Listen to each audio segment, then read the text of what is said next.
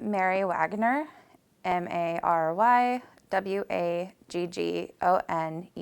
Okay, so I'm Mary Waggoner, and I'm a respiratory therapist at St. Luke's over in Nampa.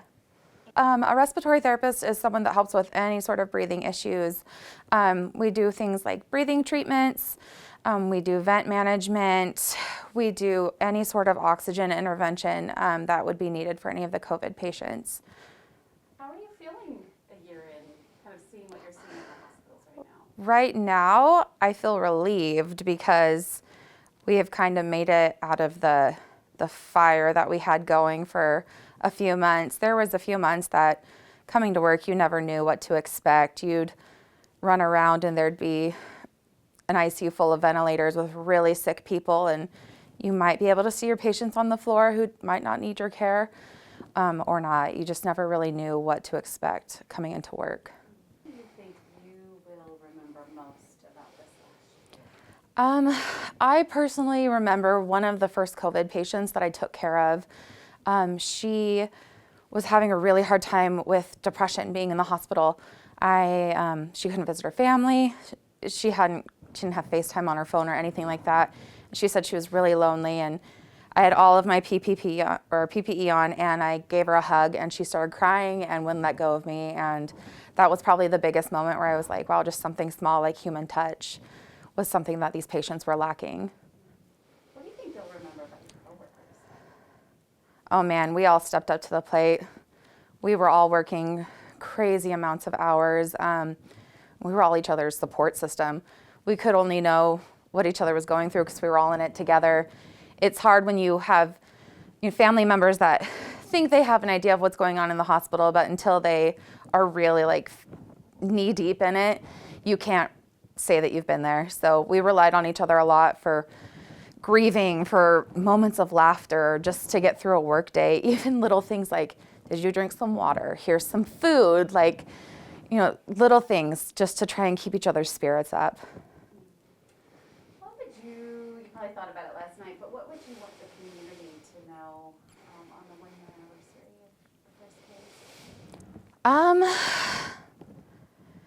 I think we were all in shock about how this was going to really spread like wildfire. And it was so hard for us because you'd see people who would be just a little sick from having COVID, and then we had those really tough cases that we might be the last people they talk to before they get intubated, and we were their line of communication with their family members. So I don't feel like we're completely out of the woods yet, but it is nice seeing right now that we're not having as many really sick people that we were a few months ago. Have you had the vaccine? Yes, I have. And how do you think your life has changed since you've had that? Or do you do anything differently? No. Do you feel No. safer? I mean, what? No, because I know I can still carry it, give it away. I personally got it because my grandmother takes care of my kids, and she is older, and we have a family history of asthma. So I just kind of got it to protect myself and my family members.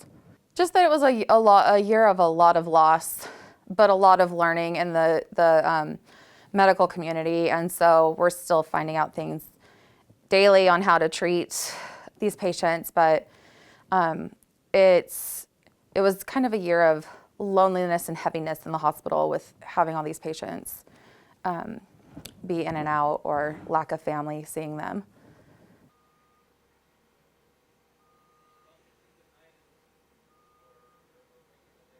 You sound pretty good today.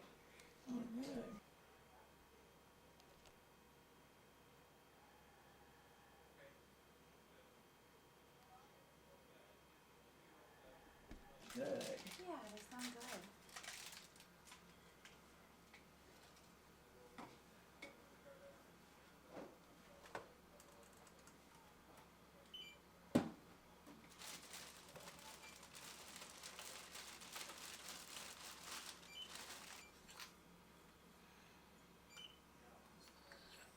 How's your pain? Don't have any. Good. All right, my dear. Okay, give that over to you.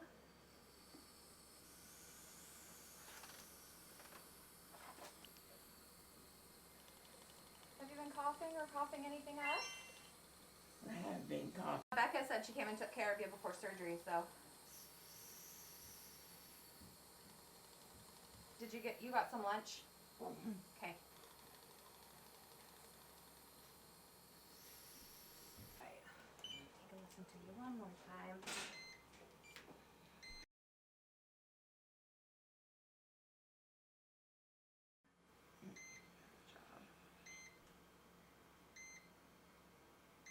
All right. Plugged right here.